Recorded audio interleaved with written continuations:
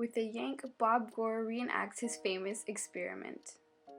Frustrated none of his previous plans had worked in producing what he wanted, Bob pulled on each end of the polytetrafluoroethylene, or PTFE rod, heated to 300 degrees centigrade, quickly jerking each side in the opposite direction, producing Gore's trademark ePTFE, or extended polytetrafluoroethylene, named for its stretched characteristics after being pulled by Gore.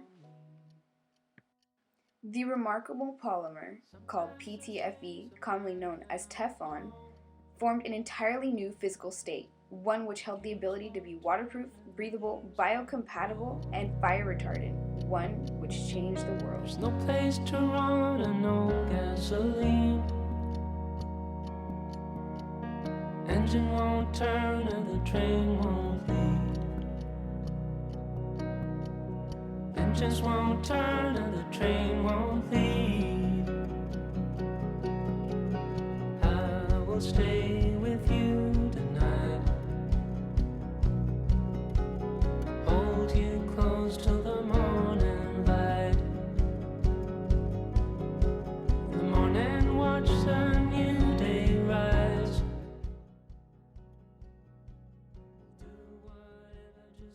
Bob Gore was born in Salt Lake City, Utah on April 15, 1937. His father, Bill, was a naturally curious experimenter. With a bachelor's degree in chemical engineering and a master's in physical chemistry, Bill Gore was bound for innovation. So much so that for a 1948 Boy Scout trip, he fashioned his own camping pack designed by his father and sewn by his mother. That same summer when Bob was 11, his dad built a transparent plastic tent that the family used while camping in the mountains of Utah. Bill Gore entered the DuPont workforce after World War II at its Remington Arms plant in Ilion, New York. From there, he and his family moved to the DuPont experimental station in Wilmington, Delaware.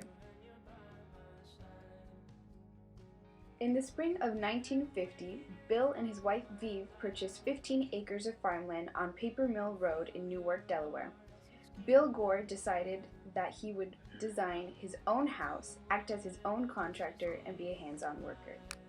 Bob and his siblings helped in construction, Bob himself digging ditches for the electrical cables that would run to the house.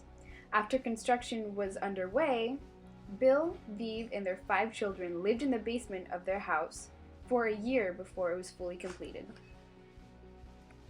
Bill thrived in his position at DuPont, but itched to make a living on his own.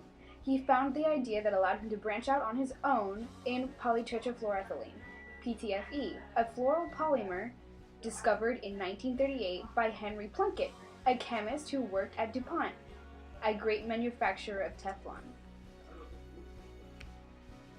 PTFE is made of a carbon backbone chain that is protected by fluorine atoms which attach to it in one of the strongest bonds in chemistry. It is water resistant, non-flammable, and has an excellent resistance to sunlight and weather. It possesses great thermal and chemical stability. It has a very low coefficient of friction and is biocompatible. Bill created a lab in his basement and commissioned a machine which he believed would allow him to create large sheets of PTFE. Bill and Vive would feed powder PTFE through a steamroller-like device, hoping to pull a creaseless sheet of PTFE out the other end. They shifted their plans towards insulating a series of parallel electrical wires by using PTFE. While visiting on vacation from university, Bob was let in on Bill's work, feeding powder through the rolls.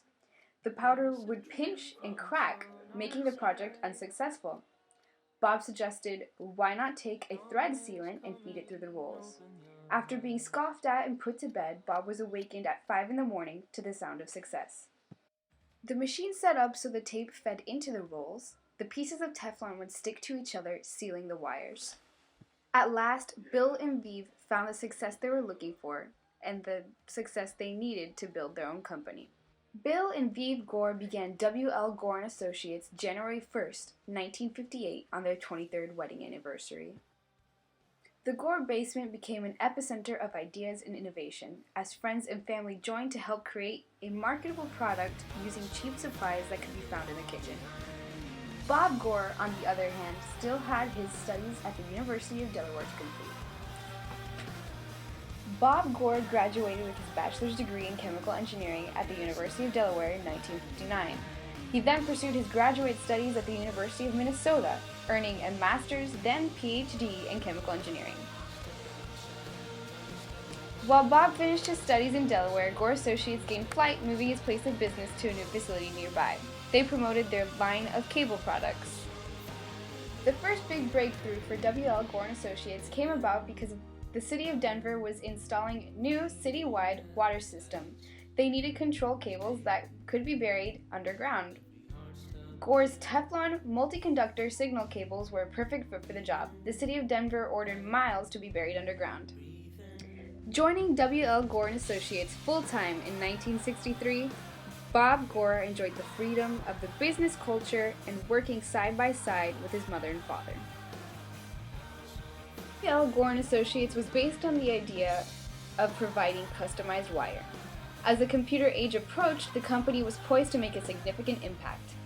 IBM decided to mass-produce a computer system, the IBM 360. Computers then, filled with cable upon cable, IBM went looking for a reputable and safe option of storing wires. Gore was their solution.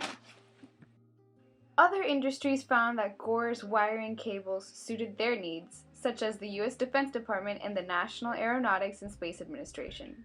The earliest Gore space applications were on some of the Surveyor satellites, the first U.S. spacecraft to land safely on the moon. On July 21st, 1969, the company played a key part in history.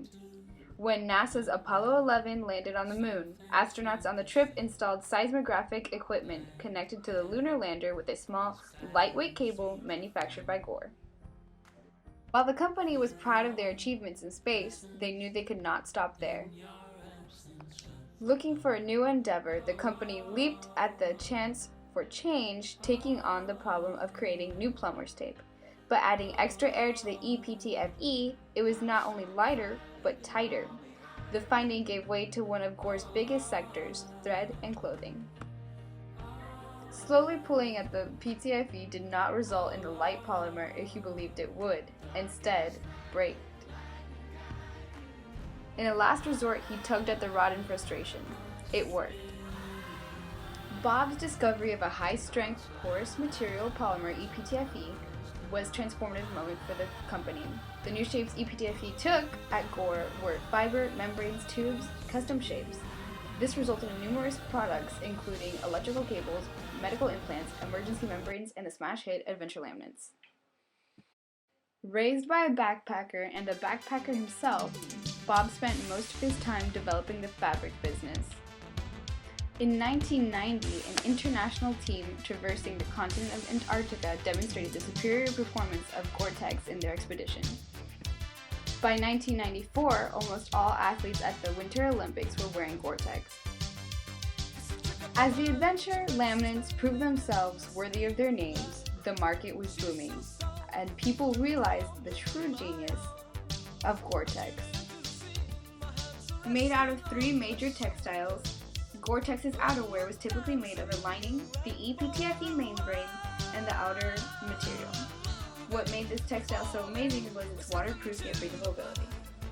Gore-Tex contains over 9 billion microscopic pores per square inch. These pores are 20,000 times smaller than a water droplet but 700 times larger than a water vapor molecule, making the Gore-Tex membrane functionally waterproof, while at the same time allowing perspiration to escape from inside. From the freezing heights of a mountaintop to the heated clamor of an operation room, to every mundane activity in between, Gore-Tex holds us together, the fabric of our life.